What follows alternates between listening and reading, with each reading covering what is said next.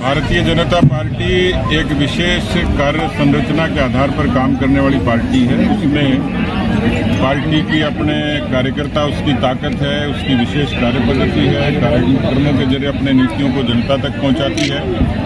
हम लोग कार्यकर्ताओं के परिश्रम की पूंजी से कोष खड़ा करते हैं और कार्यकारिणी से कार्यक्रमों का हम लोग विधिवत रूप से क्रियान्वयन करते हैं। लेकिन उसके लिए जो एक सबसे ज्यादा जो प्रमुख स्थान होता है, जिसकी महिमा होती है, वो हमारा कार्यालय होता है।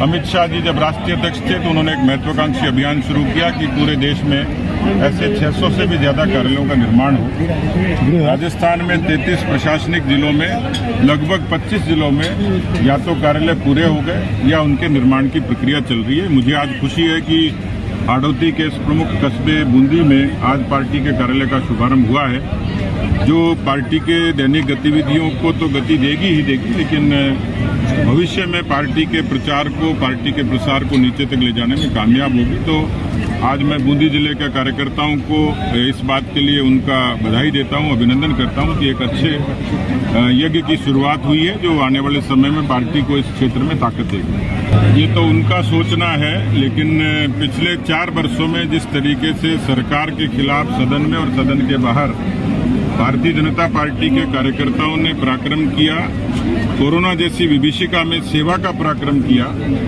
कांग्रेस का आकलन हो सकता है, लेकिन जिनके घर शीशे के होते हैं उनको पत्थर फेंकने की इजाजत नहीं होती है। आज जो स्थिति कांग्रेस की है, कहने को तो उनके घर का झगड़ा, लेकिन उनके घर के झगड़े की जो सीधी जो हालात हैं, घर के झगड़े कांड जो उत्पन्न हुई स्थितियां, उससे राजस्थान का शासन प्रभावित हुआ है। कोई भी अस्थिर पार्टी, अंतर्द्वंद से जूझती हुई पार्टी लोक कल्याण का शासन नहीं दे सकती। वो सत्ता में आए थे 2018 में, राजभवन में 2 मुख्यमंत्रियों के नारे लगे थे। उसके बाद उनका आलाकमान सोता रहा। 4 वर्षों तक कांग्रेस पार्टी ने अपनी लीडरशिप का निर्णय नहीं किया। राजस्थान, हिंदुस्तान में 5-5 भारतीय जनता पार्टी ने मुख्यमंत्री बदले, पत्ता नहीं हिला, और एक मुख्यमंत्री को बदलने के लिए इतनी मशक्कत हुई।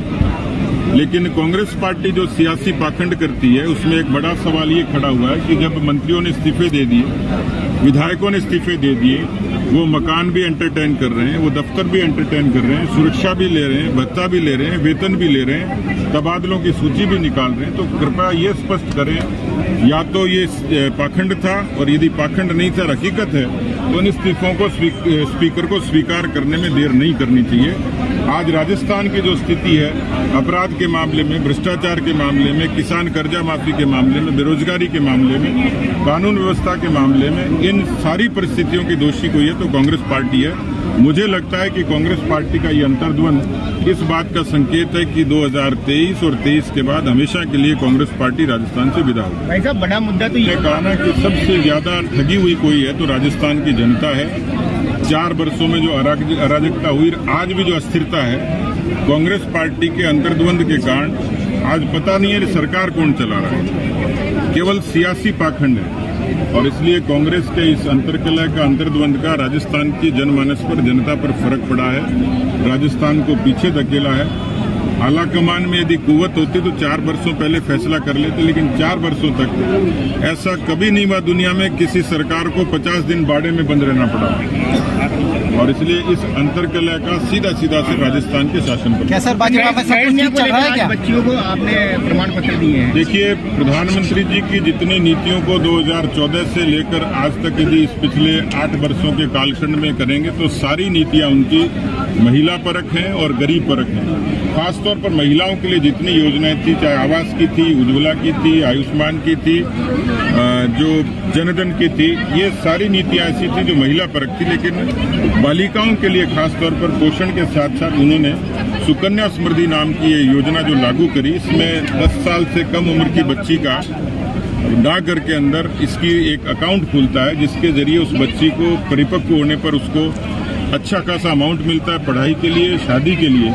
हमने कोशिश की है कि हम सब लोग मिलकर 1 लाख से भी ज्यादा सुकन्या समृद्धि योजना के खाते हम लोग खोलें और यहाँ के राजस्थान की बच्चियों को संबल देने का काम करें। आज बूंदी में भी इसकी शुरुआत हुई है, टोंक जिले में शुरुआत हुई है। मुझे लगता है कि सुकन्या समृद्धि अब ये पूरे प्रदेश में जन आंदोलन बन गया। खबर बूंदी में ताज़ा तरीन खबरों को पाने के लिए हमारे YouTube चैनल को सब्सक्राइब करें और बेल आइकन का बटन दबाना नहीं भूलें। हमारे नेटवर्क पर आपको मिलेगी सबसे तेज न्यूज़।